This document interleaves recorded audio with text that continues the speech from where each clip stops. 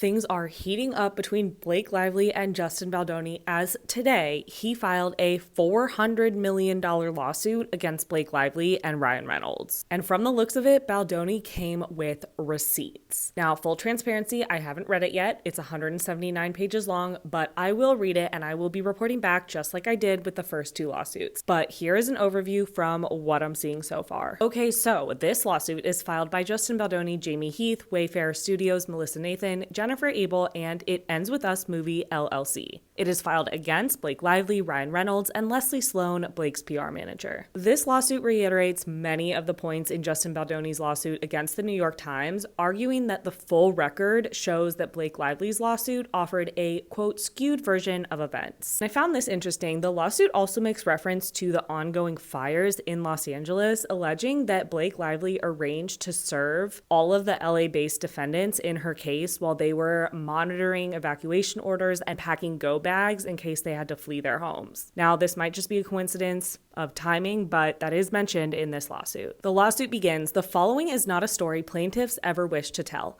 Unfortunately, defendant Blake Lively has unequivocally left them with no choice, not only to set the record straight in response to Lively's accusations, but also to put the spotlight on the parts of Hollywood that they have dedicated their careers to being the antithesis of. That task was always going to be an uphill battle. They never imagined they would encounter it to this degree." It goes on to say, had Lively chosen to merely ride out the self-inflicted press catastrophe she faced in August 2024, the public would likely have moved on and never known the truth about her. They would have never known that she deliberately and systematically robbed plaintiffs Justin Baldoni and Wayfarer Studios of their movie. No one except the parties involved would have known that she used threats and extortion to relegate the colleagues she once highly praised to a basement to sit out their own premiere while she enjoyed the spotlight of a premiere and after party that was ultimately co-financed by both Wayfarer and Sony. They said she would have gotten away with these things and more because Baldoni, focused entirely on seeing the film succeed, would have held his tongue, as he had through the year and a half that Lively tormented him, his family, and his partners. But Lively could not tolerate her publicly tainted image for even a moment, and further could not accept that it was entirely of her own making. She needed a scapegoat. And rather than admit and take accountability for her own mishaps, she chose to blame plaintiffs in a malicious and unforgivably public manner. When she and Reynolds could not face Baldoni and Wayfarer to read a statement she and her representatives prepared, extorting them to take accountability in defense of Lively's actions,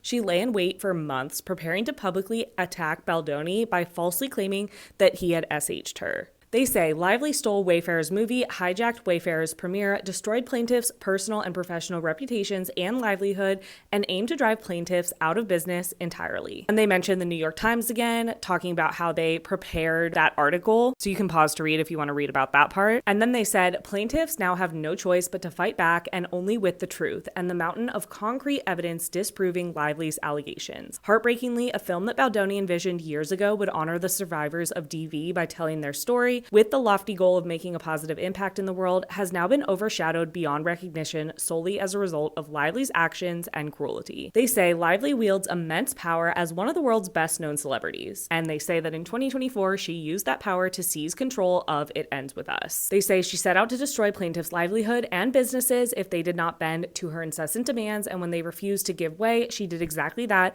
accusing them of foul and reprehensible misconduct. And they say they were blindsided by Blake Lively with her refusal to return to production if they didn't agree to all of her demands, which insinuated misconduct had occurred during filming. And they say that her exclusion of Justin Baldoni from the promotion of the film backfired, saying as she chose to callously promote her hair care and alcoholic beverage products rather than bring attention to survivors of DV, the entire premise of the film. And that is what led to a lot of backlash against Blake Lively. And they said when Lively faced significant public backlash from what was often referred to as her tone-deaf and insensitive press tour of the film, she doubled down on her false and misleading accusations against Baldoni. She seemed determined to make Baldoni the real-life villain in her story, and her publicist, Leslie Sloan, went so far as to propagate malicious stories portraying Justin Baldoni as a predator. And they said, apparently driven by overwhelming ambition and a need for control, Lively eventually leveraged her power as a wealthy celebrity to wrest the reins from her co-star and the film's director, Justin Baldoni,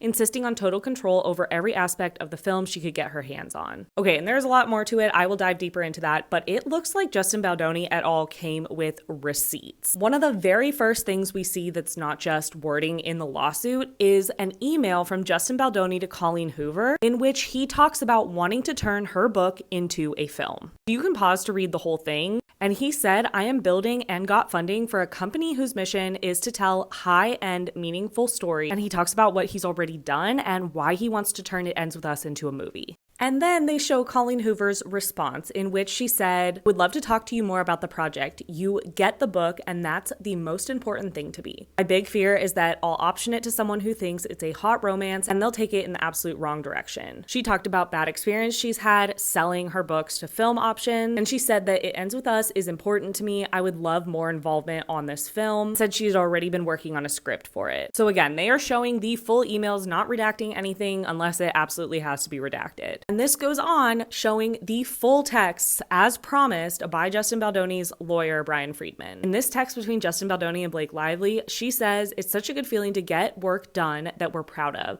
and to do it together. It just clicks when we find it, and that's just as rewarding as filming it or editing it or marketing it or releasing it.